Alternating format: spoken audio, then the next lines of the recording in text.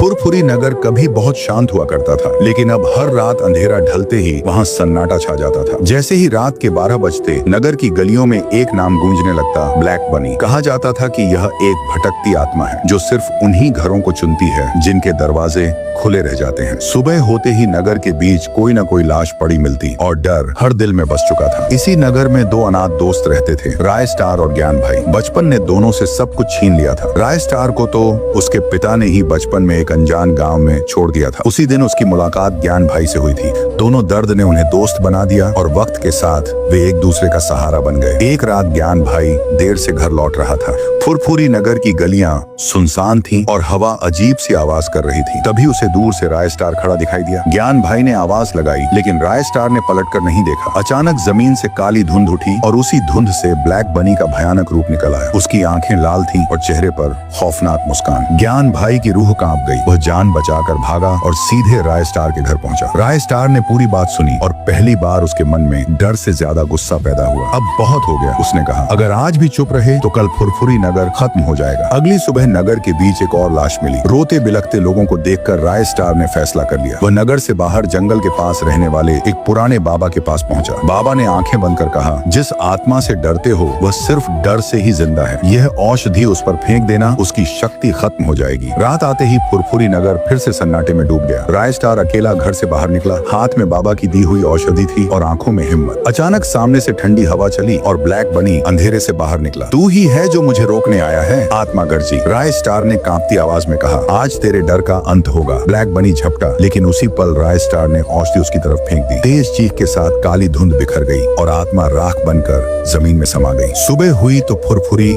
नगर की हवा बदल चुकी थी। दरवाजे खुले थे, चेहरे पर मुस्कान थी। राय स्टार और ज्ञान भाई ने पहली बार चैन की सांस ली। लेकिन नगर के लोग आज भी कहते हैं, अगर कभी रात में काली धुंध दिखे तो समझ लेना ब्लैक बनी की परछाई अभी भी कहीं न कहीं मौजूद है।